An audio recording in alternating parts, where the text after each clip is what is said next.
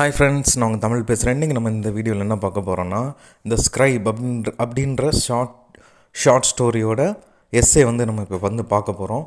இதுக்கு முன்னாடி நான் அந்த ஸ்டோரியோட சம்மரி ஒரு கதையாக இமேஜ் போட்டு சூப்பராக சொல்லியிருக்கேன். அது பார்க்காதவங்க கீழே லிங்க் டிஸ்கிரிப்ஷனில் கொடுக்குறேன், பார்த்துக்கோங்க. எஸ்ஸே ஒன் வேர்டு, ஸ்க்ரைப் சம்மந்தப்பட்ட எஸ்ஸே ஒன் வேர்டு, அப்புறம் சம்மரி, இது மூணுமே லிங்க் கீழே தனித்தனி வீடியோவை போட்டு கீழே லிங்க் டிஸ்கிரிப்ஷனில் கொடுக்குறேன், பார்த்துக்கோங்க. வாங்க இப்போ நம்ம அந்த ஸ்க்ரைப் ஷார்ட் ஸ்டோரியோட எஸ்ஸே பார்த்துடலாம். ஃபஸ்ட்டு இன்ட்ரோடக்ஷனில் James is the protagonist of Kristin Hunter's short story the scribe. The scribe அப்படின்ற ஷார்ட் ஸ்டோரியோட ப்ரொட்டகானிஸ்ட் யாருன்னு பார்த்தீங்கன்னா ஜேம்ஸ் தான். ப்ரொட்டகானிஸ்ட்னா மெயின் கேரக்டர், உங்களுக்கு தெரியும். He resides in an apartment above the silver dollar check cashing service. அவன் எங்கே வாழ்ந்துட்டுருக்கான்னு பார்த்தீங்கன்னா, ஒரு அப்பார்ட்மெண்ட்டில் 2 ஃப்ளோர் இருக்குது. அதில் மேல் ஃப்ளோரில் நம்ம ஜேம்ஸ் இருக்கான். கீழ் ஃப்ளோரில் என்ன நடந்துகிட்ருக்குன்னு பார்த்தீங்கன்னா, silver dollar check cashing service, ஒரு பேங்க் மாதிரி. ஓகேங்களா? He observed the customer who come in to cash checks are frequently treated like thieves and had to pay a minimum fee of 50 cents. அந்த silver dollar check cashing சர்வீஸ்க்கு வர customers எல்லாத்தையுமே அந்த வேலை பார்க்குறவங்க ஒரு திருடை மாதிரி தான் ட்ரீட் பண்ணுறாங்க அவங்கள. ப்ளஸ் அவங்களோட அக்கௌண்ட்டில் மினிமம் அவங்க எவ்வளோ பே பண்ணணும்னு பார்த்தீங்கன்னா 50 சென்ட்ஸாவது பே பண்ணணும் அப்படின்னு சொல்லிட்டு ஒரு ரூல் போட்டிருக்காங்க. இதான் introduction. Next James customer.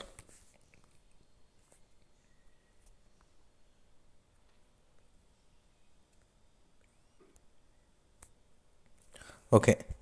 The story addresses the situation of those who are unable to pay their gas bills, complete forms or address envelopes, as well as those who are unable to read, write and count their change. இப்போ இந்த short story எதை address பண்ணுது, எதை பற்றி சொல்லுதுன்னு பார்த்தீங்கன்னா, இந்த பூமியில் உலகத்தில் ஒரு சில சிட்டியில் இல்லிட்ரேட் பீப்புள், அதாவது எழுத்தறிவு இல்லாத படிப்பறிவு இல்லாத மக்கள் நிறைய பேர் இருக்காங்க. அவங்களுக்கு கேஸ் எப்படி பில் பே பண்ணணும்னு தெரியாது, ஒரு அட்ரஸை எழுதி எப்படி என்வெலப் பண்ணணும்னு தெரியாது, அவங்களுக்கு படிக்க தெரியாது, எழுத தெரியாது, ஈவன் அவங்கக்கிட்ட இருக்கிற காசு சேஞ்சை கூட எவ்வளோ இருக்குன்னு என்ன தெரியாது.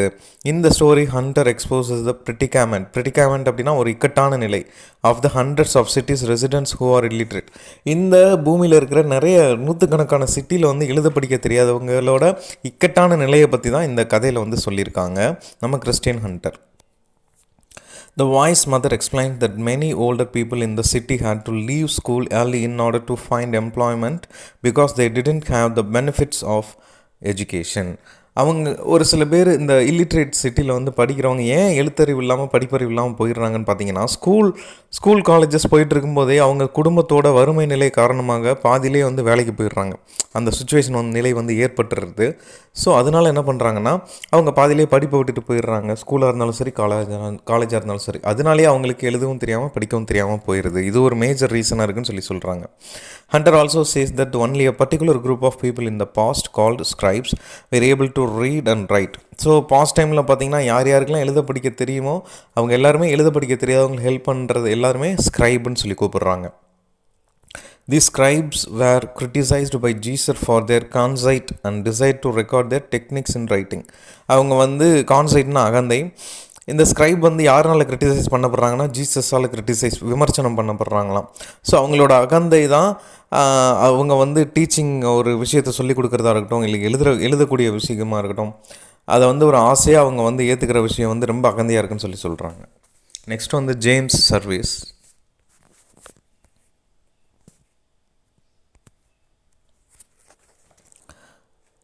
The narrative sheds light on the value of education and necessity of providing a better future for the next generation. அதாவது நம்ம நரேட்டர் இருக்கார், நரேட்டிவ் ஷெட்ஸ், அதாவது நம்ம ஜேம்ஸ் இருக்கான் இல்லையா, அவன் ஏன் இந்த எழுத படிக்க தெரியாதவங்க பாவம் பேங்க்குக்கு போய் அந்த செக் சர்வீஸ் சென்டருக்கு போய் ரொம்ப கஷ்டப்படுறாங்க, ஏளனமாக ட்ரீட் பண்ணப்படுறாங்க, அவங்களுக்கு காசும் என்ன தெரில, ஒரு ஃபார்மை ஃபில் பண்ண தெரில, நம்மையே ஒரு ஃப்ரீ சர்வீஸ் ஆரம்பிக்கக்கூடாதுன்னு ஒரு பிளான் பண்ணுறான். அவங்களுக்கு ஒரு அதாவது இப்போ இருந்தாவது நெக்ஸ்ட் ஜென்ரேஷன் ஒழுங்காக நல்லா படிக்கக்கூடியவங்களாக இருக்கட்டும் அப்படின்னு சொல்லிட்டு ஒரு பிளான் பண்ணி என்ன செய்கிறான் பார்த்தீங்கன்னா, in front of the silver dollar James Sunny opens a business named Public Scribe all services free. அதாவது என்ன பண்ணுறான்னா, அந்த சிவாஜி படத்தில் ரஜினி பார்த்தீங்கன்னா தான் சம்பாரிச்ச 220 கோடியும் வந்து தமிழ்நாட்டில் வந்து மக்களுக்கு வந்து நல்லதுக்கு செலவு பண்ணணும்னு சொல்லிட்டு இலவசமாக மருத்துவம், இலவசமாக கல்வி, இலவசமான எல்லாமே இலவசமாக கொடுக்கணும்னு சொல்லிட்டு இருக்கும்போது ஃப்ரீ மெடிக்கல், ஃப்ரீ எஜுகேஷன் அப்படி கொடுத்துட்டா அப்போ ப்ரைவேட்டை நடத்திட்டு வரவங்க வந்து ரொம்ப கஷ்டப்படுவாங்க இல்லையா? அப்போ என்ன பண்ணுவாங்க, ரஜினியை வந்து அடிச்சிருவானுங்க, அடித்து ஒடிக்கிடுவானுங்க, காசையும் பிடிங்கி வச்சுக்கிடுவானுங்க. அந்த மாதிரி இவன் என்ன பண்ணுறான், மக்களுக்கு இலவசமாக நான் வந்து எல்லாமே செஞ்சு கொடுக்க போகிறேன்னு சொல்லிட்டு அந்த ப்ரைவேட்டு கேஷிங் செக் கம்பெனி முன்னாடியே, silver dollar check cashing service company முன்னாடியே ஆப்போசிட்டில் ஒரு கடையை போட்டு உக்காந்துட்டான். யாருக்காகனா நல்லது பண்ணுறதுக்கு தான், மக்களுக்காக தான். He is writing a letter. அவன் வந்து அந்த லெட்டர் எழுத தெரியாத மக்களுக்கு வந்து லெட்டர் எழுதி கொடுக்கறது, அந்த கடையில் இருக்கிற அந்த சர்வீஸோட வேலை, அவன் பண்ணுற வேலை. ஸ்டஃபிங் என்வலப்ஸ், அந்த லெட்டர் எழுதி எப்படி நீட்டாக ஸ்டஃப் பண்ணி அந்த என்வலப் பண்ணணுன்ற வேலை. ஃபில்லிங் அவுட் பேப்பர் ஒர்க்ஸ், யாராவது பேப்பர் ஒர்க் வந்தாங்கன்னா எப்படி பேப்பர் எழுதணும், எப்படி மடிக்கணும், எப்படி எழுதணுன்றதை சொல்லிக் கொடுக்குறது. எக்ஸ்பிளைனிங் ஸ்கேரி லுக்கிங், யார் யாருக்கு பயமாக இருக்கோ ஒரு எழுத்தை பார்த்து, ஒரு புத்தகத்தை பார்த்து அதெல்லாம் வந்து எக்ஸ்பிளைன் பண்ணுறது இவனோட வேலை தான். அஃபிஷியல் லுக்கிங் லெட்டர்ஸ், அதாவது அஃபிஷியலாக வரக்கூடிய லெட்டர்ஸும் எழுதி தரது, எல்லாமே வந்து ஃப்ரீயாக பார்க்குறான்.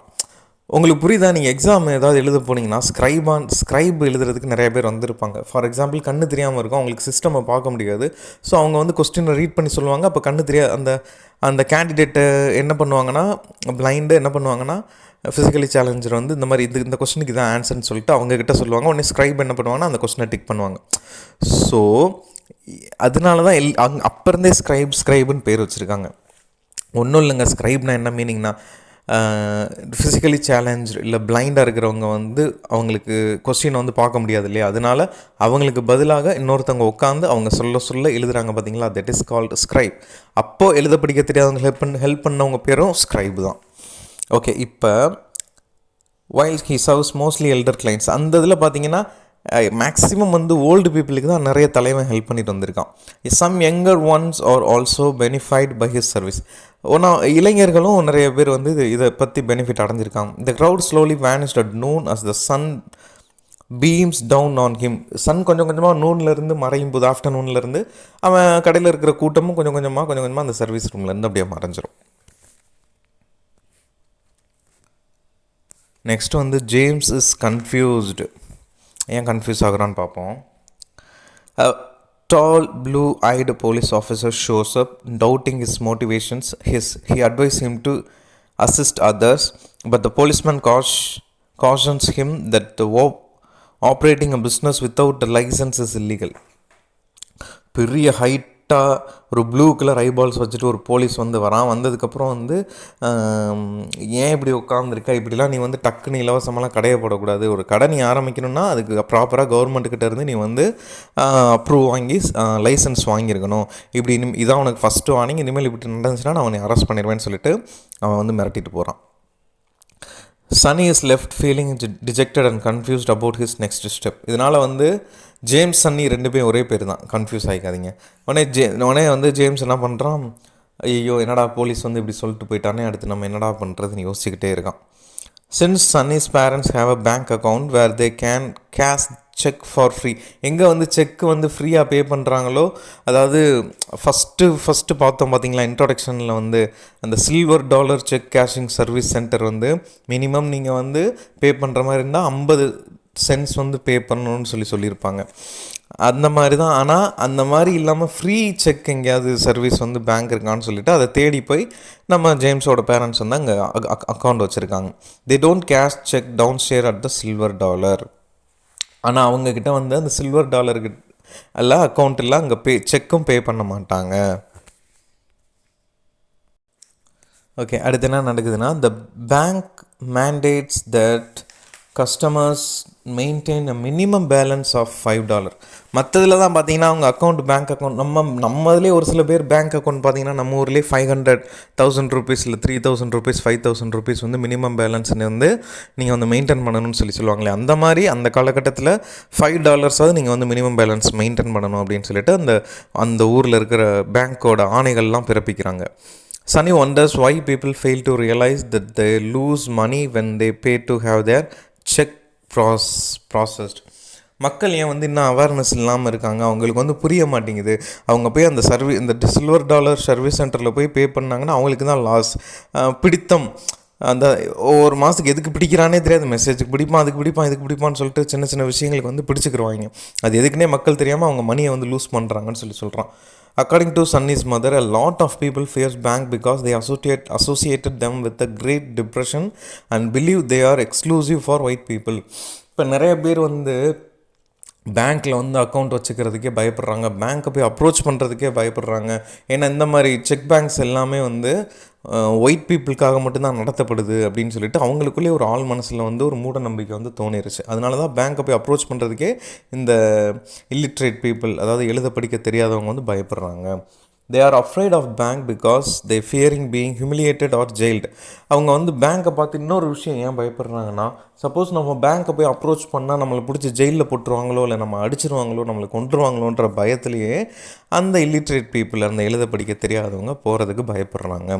Eventually he comes to understand that the swans on a lake were not his foes but rather lovely birds. அவங்க வந்து பார்க்குறதுக்கு வந்து நம்ம அந்த நதிகளில் போகும்போது அன்னப்பறவைகள்லாம் எதிரி மாறிகள் தெரிஞ்சாலும், ஆனால் அந்த பறவைகள் தான் வந்து ரொம்ப அன்பான பறவைகள். அந்த மாதிரி தான் இது எதுக்கு சொல்ல வந்தாருன்னா, பிளாக் பீப்புள் இருக்காங்க இல்லையா, இது வந்து ஒரு லைட்டாக ரேசிசம் பற்றி பேசியிருப்பாங்க. பிளாக் பீப்புள் வந்து இந்த ஆஃப்ரிக்கன் அமெரிக்கன் இவங்கெல்லாம் வந்து ஒயிட் பீப்புள் இருக்கிற இடத்துல வரக்கூடாது, ஒயிட் பீப்புள் ஒர்க் பண்ணுற இடத்துல ஒர்க் பண்ணக்கூடாது, பிளாக் பீப்புள் வந்து எங்கே ஒதுக்கப்பட்டாங்களோ அங்கே தான் இருக்கணுன்ற மாதிரி பேசுகிறாங்க. ஸோ அந்த மாதிரி எதிரிகளாக பார்க்காம அவங்கள வந்து ஒரு அன்பான அன்னப்பறவைகளாக பாருங்கள், அவங்க வந்து ரொம்ப அன்பாக இருப்பாங்கன்னு சொல்ல வராரு இன்டைரக்டாக.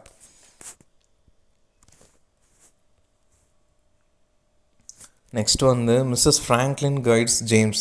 இந்த மிஸ்ஸஸ் ஃப்ராங்க்லின் அப்படின்றவங்க யாருன்னு பார்த்தீங்கன்னா, நம்ம பிளாக் பீப்புள் மட்டும் யாருக்குமே தெரியாமல் அப்படியே ஒளிஞ்சு ஒரு இடத்துல வந்து பேங்க் வந்து ரன் பண்ணுவாங்க, அதில் ஒர்க் பண்ணுற ஒரு எம்ப்ளாயி. இவங்களும் வந்து பிளாக் பீப்புள் தான், அது African American. James finds out that although they do not see any black employees, there are black people working at the bank. இவன் வந்து சிட்டியில் இருக்கிற எல்லா பேங்க்குக்கும் போய் பார்த்துட்டான், ஒரு பேங்க்கில் கூட எந்த பிளாக் பீப்புளுமே ஒர்க் பண்ணவே இல்லை, எல்லாருமே ஒயிட் பீப்புள் தான் அந்த இதில் ஒர்க் பண்ணிகிட்ருக்காங்க. James visit trust national bank the following morning and proceed that patterns to pay that check for free. அப்புறம் பார்த்தா ஒரு சின்ன ஒரு பேங்க்கை போய் பார்க்குறோம். அந்த பேங்க் பேர் வந்து ட்ரஸ்ட் நேஷ்னல் பேங்க் அப்படின்னு சொல்லிட்டு அந்த பேங்க்கை வந்து மார்னிங் போயிட்டு அங்கே போய் அவனோட செக்கை வந்து ப்ரொசீட் பண்ணுறதுக்காக போகிறான். அங்கே செக் ப்ரொசீட் நீங்கள் பண்ணுறதுக்கு வந்து ஃப்ரீ தான். They discover the bank to be small. அவங்க வந்து பார்க்குறாங்க அந்த பேங்க் வந்து ரொம்ப சின்னதாக இருக்குது, டிம் ரொம்ப இருட்டாக இருக்குது, அண்ட் அன்க்ளீன், க்ளீனாகவே இல்லை, with tape covering the shattered windows and debris all over the floors. பார்த்தீங்கன்னா அந்த பேங்க் ஃபுல்லாக குப்பையாக, டெப்ரிஸ்னால் குப்பையாக இருக்குது, எல்லா ஃப்ளோருமே குப்பையாக இருக்குது. அவங்க விண்டோ வந்து டேப் வச்சு கவர் பண்ணியிருக்காங்க, சூரிய ஒளியே படாத மாதிரி இருக்குது. Mrs Adams who works in the bank helps the elderly woman.